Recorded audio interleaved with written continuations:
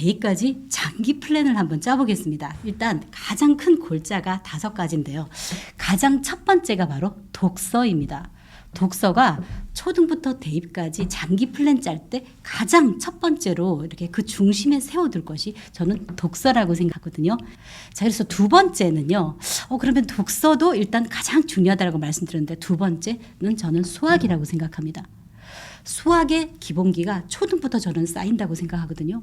일단 수 개념부터 먼저 하는 거죠, 그죠? 그리고 그 위에 연산, 그리고 기초적인 수학 개념이 도입되는 것이 초등식인데요.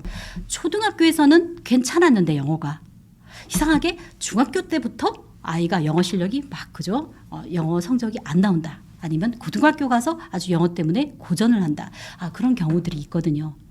초등학교에서만 통하는 영어가 아니고 중학교나 고등학교에서도 끝까지 통하고 심지어는 수능까지 통하면 얼마나 좋겠습니까? 예, 그러려면 역시 영어 실력도 차곡차곡 쌓아가면 좋겠어요. 자녀의 적성이나 소질을 파악하고 진로 탐색하는 거, 이거 너무 중요하잖아요. 사실은 우리가 왜 독서도 시키고 수학, 그다음에 영어 그런 능력을 배양하려고 합니까? 결국 최종 목적지는 뭔가요? 그 아이의 진로를 활짝 열어주기 위해서 필요한 그런 학습 역량이기 때문에 우리가 그렇게 많이들 투자를 하고 아이들을 시키는 거잖아요. 결국은 진로입니다. 아이가 뭘 하고 싶은지, 미래에 어떤 파트로 나가고 싶은지를 지금 당장은 딱 이렇게 정할 수 없다 하더라도 어느 정도의 그죠? 어떤 그런 것은 필요하거든요. 그래서 아이의 어떤 적성이나 소질 같은 것을 초등 때부터 아주 대략으로도 우리 아이는 공과계통인 것 같아. 우리 아이는 사회과학 계열인 것 같아. 이런 거라도 간단히라도 알아두는 거는 정말 필요한 것 같습니다. 자, 일단 독서가 왜 그렇게 교육 큰 그림 그릴 때 중요한지를 잠깐 말씀드려 보면요.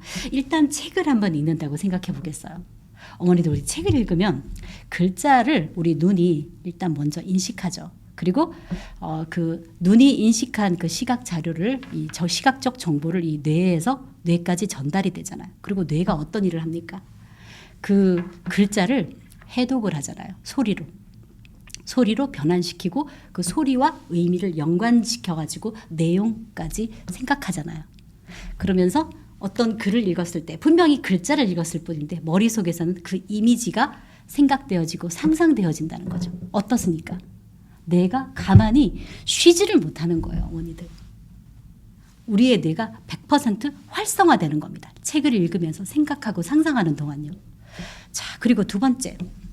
우리가 책을 읽다 보면 자연스럽게 내용을 이해하게 되잖아요. 이해력이 당연히 배양됩니다. 또한 사고력, 그리고 앞에 내용, 뒤에 내용 또는 또 다른 작품과 이렇게 비교 분석도 하게 되고 또 종합까지 하게 되잖아요.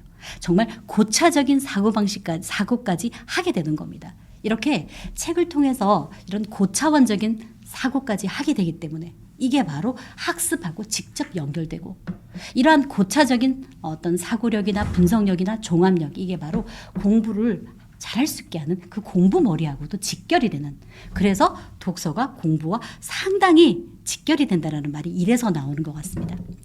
자, 그러면 어떻게 하면 독서 습관 형성해 줄까요? 네. 사실 초등학교 한 1, 2학년 정도 되면 어때요, 어머니들? 아이들 이제 한글을 거의 뗀 상태죠. 그죠? 뜨문뜨문 읽는 애도 있고 엄청 잘 읽는 애들도 있고요.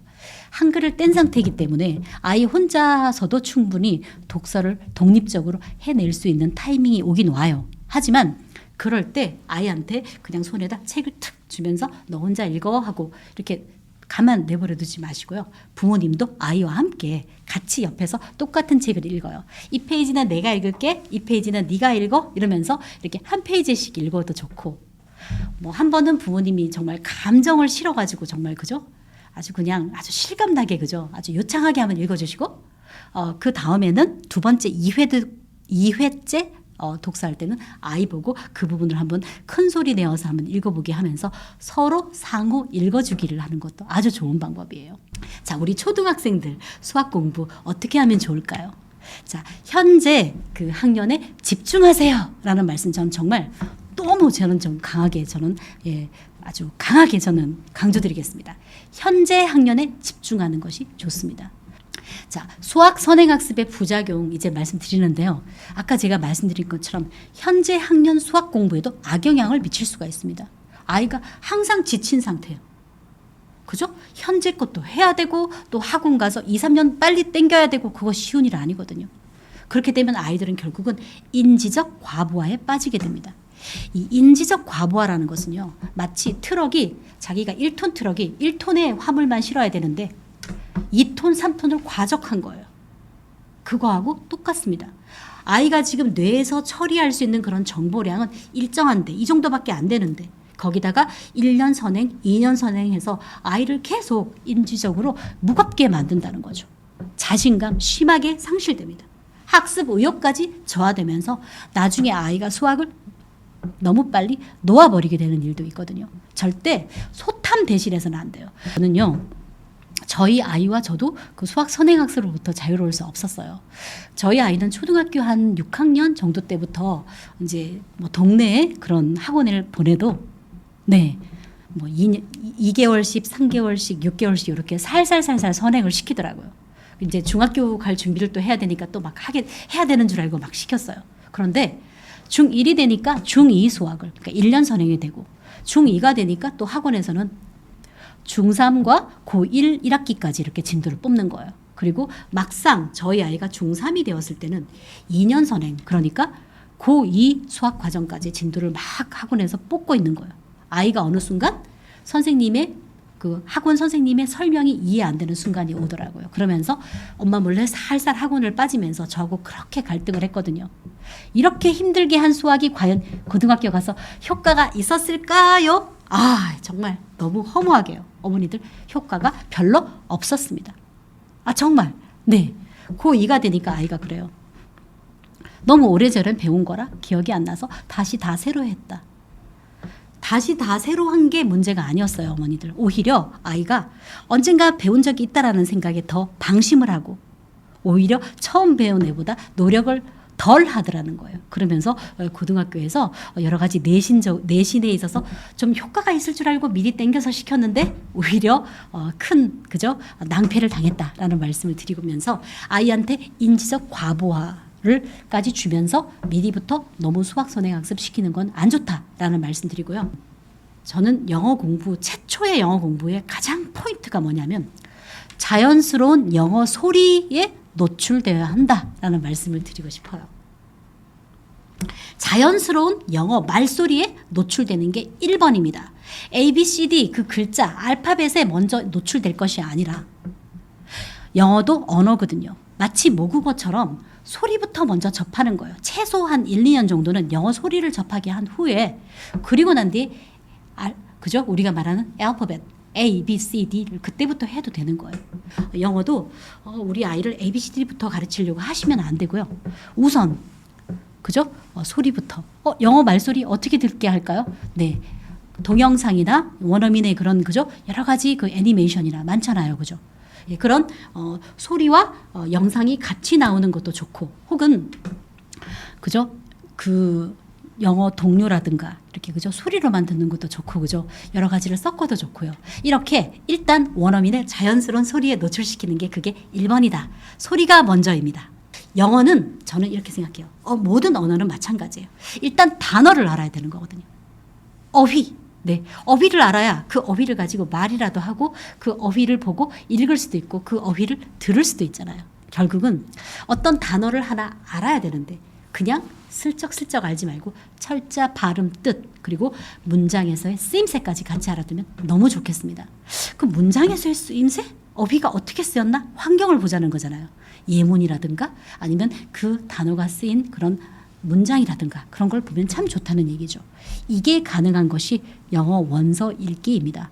영어 원서 읽기를 통해서 아이는 그 어휘가 쓰여진 환경을 볼 수 있잖아요. 그래서 영어 원서 읽기를 저는 초등학교 학생들한테 상당히 많이 권해드리는데요. 도대체 영어 원서가 뭐예요?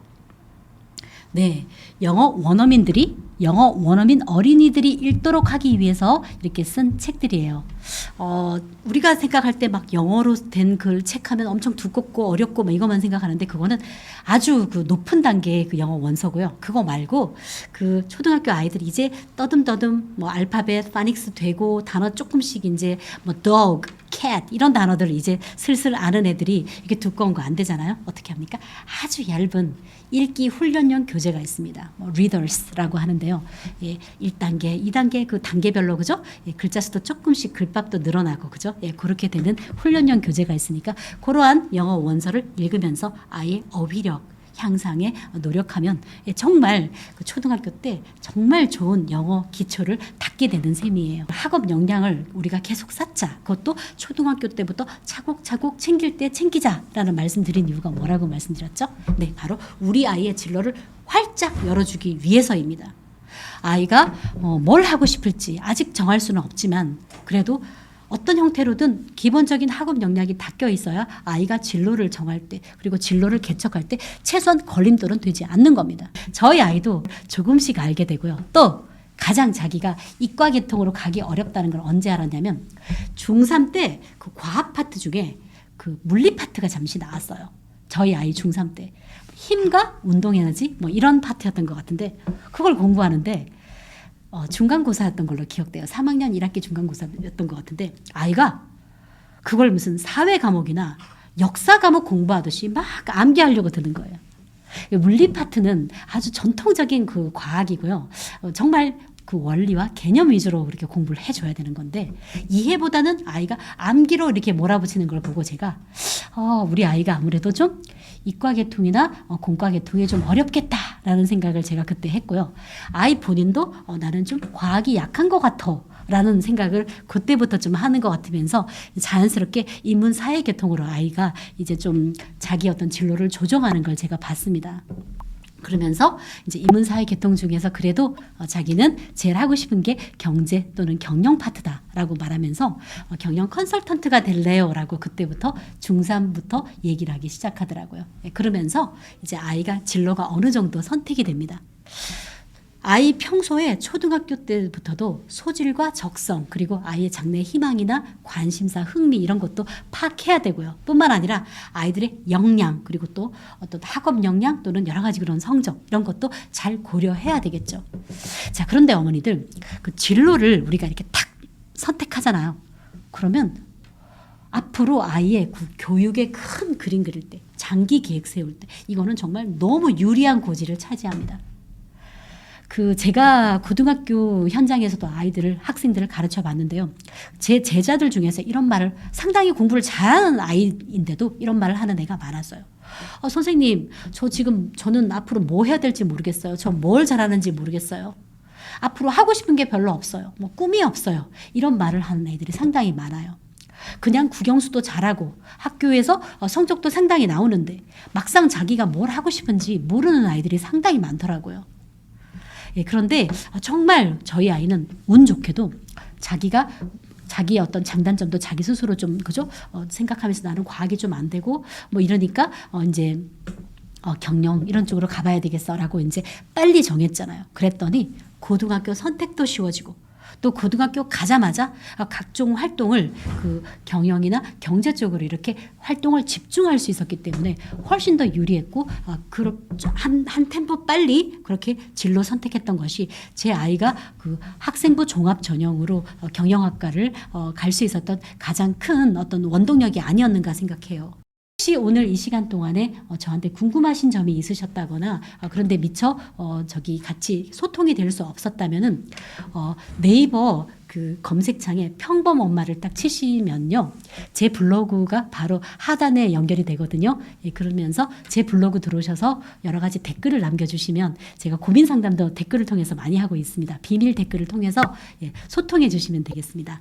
어머니들 장시간 너무 제 강연 들으셔서 감사드리고요. 우리 학생들과 학부모님들을 정말 진심으로 응원합니다. 함께해 주셔서 감사합니다.